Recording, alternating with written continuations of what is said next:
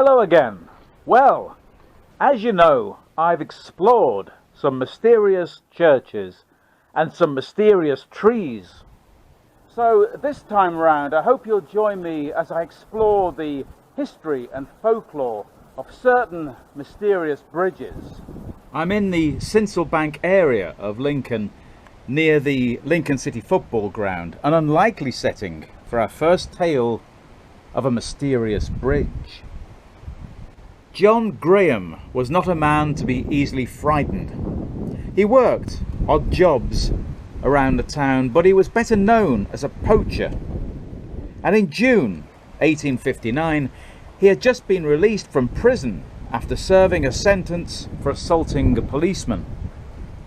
Now, when he wasn't poaching or punching, Graham liked to go fishing here in the Sincil Drain. But one evening, a local shopkeeper named Thorpe, who lived not far from Graham in the area of Lincoln South Common, had a vivid dream. In the dream, he was standing on this bridge over the Sincil Drain near Spencer Street. He looked down and he saw the lifeless body of John Graham floating face down in the water.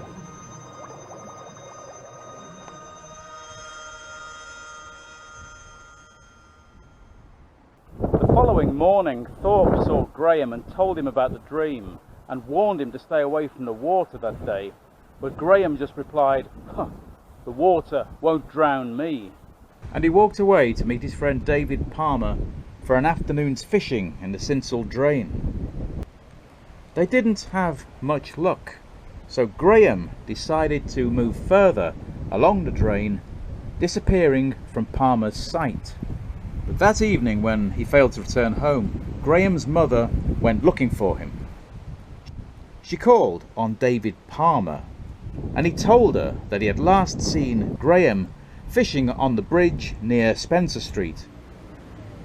When she reached the spot Palmer had indicated, she saw her son lying face down in the water. He was pulled out, but was found to be dead. He had drowned in only 2 feet of water. Now, John Graham was known to suffer from fits, and it was thought that he had suffered an attack, lost consciousness, and fallen into the water. And coincidentally, the shopkeeper who had had the dream and who had warned Graham to steer clear of the water that day was one of the men who had helped recover his body.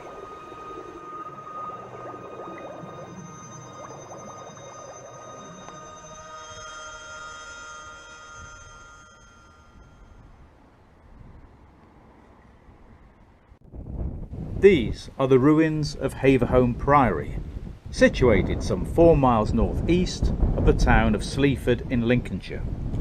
A former monastery, Haverholme Priory was founded in 1137 and offered by the Bishop of Lincoln to the Cistercian monks of Fountains Abbey in North Yorkshire. When the Cistercians rejected the site, it became a Gilbertine priory, inhabited by nuns and monks. Following the dissolution of the monasteries, the priory and lands were bought by the Finch-Hatton family and were used as a family home for many years. It's also said that Charles Dickens used Haverholme Priory as his model for Chesney Wold in Bleak House, and it's also said that the building is very haunted. Visitors to the house in the 1900s heard the weeping of a ghostly nun, said to haunt one of the bedrooms in the tower.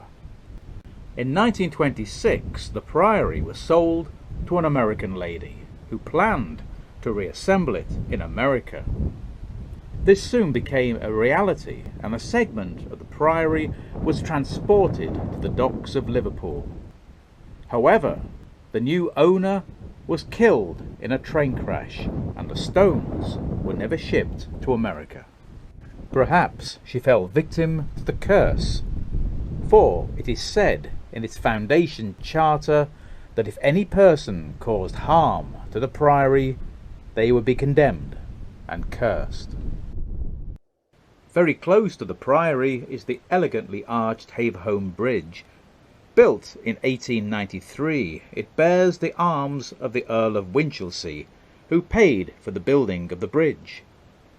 A great deal of ghostly activity is connected to the bridge itself rather than the ruined Priory, for it is said that on certain nights a phantom horse and carriage can be seen travelling over the bridge, and hooded monks have also been seen crossing the bridge and walking towards the Priory. In Lord Halifax's ghost book, printed in 1936, a Mr. H.W. Hill recalls a visit to Haverholme Priory in the September of 1906. He writes, "I set off walking through the inner grounds and crossing the bridge over the River Slee, which runs through the park. I was then in the long avenue with elms on either side. On approaching the bridge, which passes over the Ruskington Beck, I heard behind me a very loud and fierce whizzing noise. The whizzing noise seemed to go past me and disappear into the distance. In the evening I went with Mr. Hitchcock in the carriage to Evedon Church on the Haverholme property, and after the service I asked the rector some questions. He had been the tutor to the late Lord Winchelsea, and he probably knew more about the place than anybody else. He told me that the long avenue had a bad name, and that when he had occasion to visit the Priory at night, he neither went nor returned by it. There was, he said, a tradition that the avenue was haunted by a Gilbertine canoness, the point at which she was reputed to have been seen being a particular tree near the bridge over Ruskington Beck." This is the village of Rendham in East Suffolk. It was here in 1907 that an unusual Roman relic was discovered. Local schoolboys Arthur Godbold and Arthur Baxter were playing beneath this bridge on the banks of the River Old when they found what they thought was a football. It turned out to be a sculptured head, and upon recovery the head was whitewashed and placed on a post in a garden. There it remained for several years, until a local schoolmaster saw it and recognized it as an unusual antiquity. He paid the boys 5 shillings for the bust, and in due course it was identified as a life-sized Roman head of the Roman Emperor Claudius. The sculpture had lain buried in the riverbed beneath the bridge ever since the 1st century. But it was a mystery how it got there. There is no known Roman settlement in the area of Rendham. The head originally formed part of a life-sized bronze statue, which was something of a rarity in Roman Britain, and the jagged edges to the neck suggests that the head was violently hacked from the body. Historians think that the bronze head was thrown into the river by Iceni warriors during Boudicca's armed uprising against the Roman conquest of Britain in circa AD 60-61. The bust of Emperor Claudius was purchased by the British Museum in 1965, but a replica can be seen at St Michael's Church in Rendham, and it also features on the village coat of arms.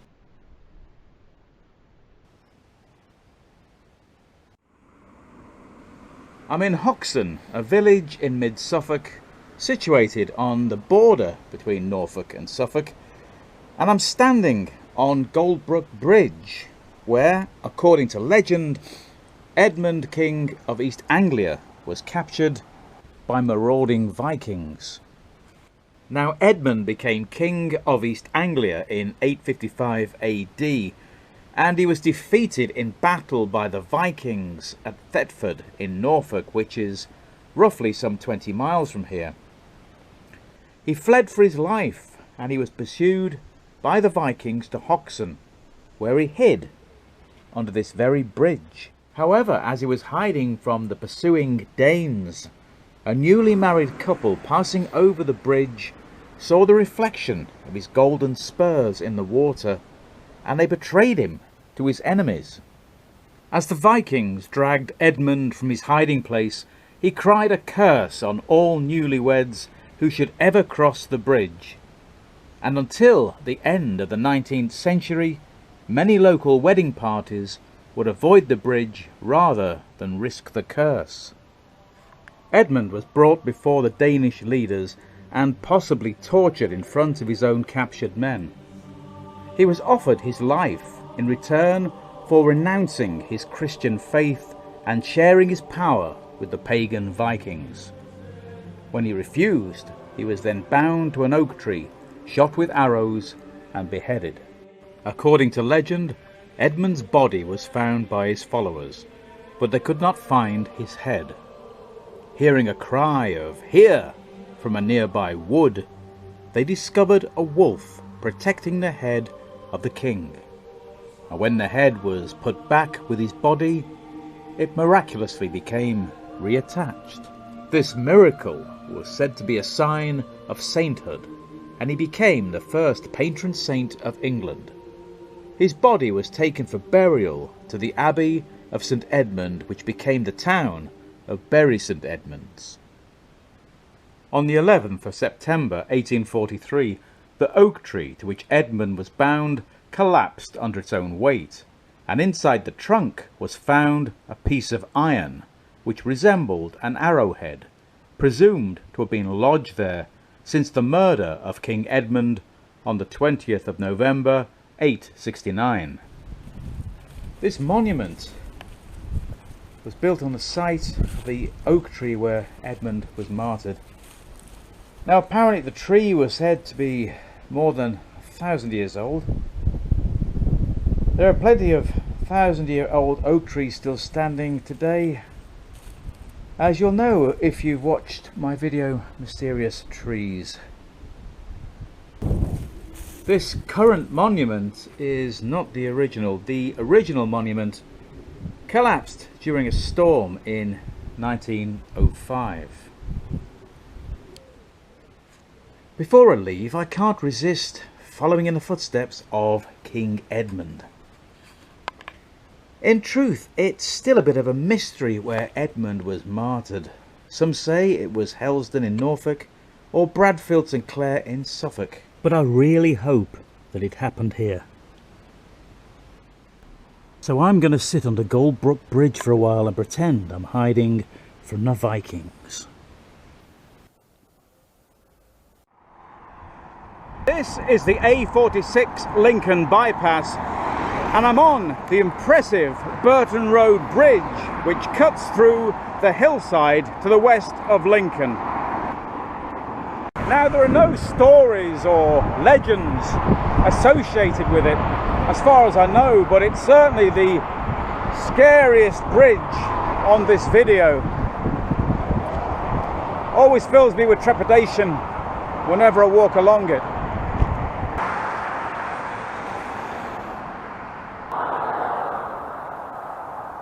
It was once a notorious suicide black spot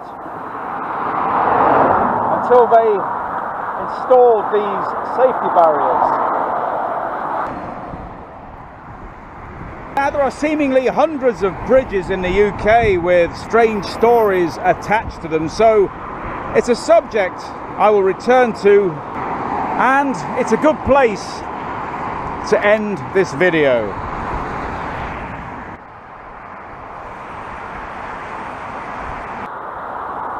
Anyway, if you've made it this far, then thank you very much, and please join me again next time.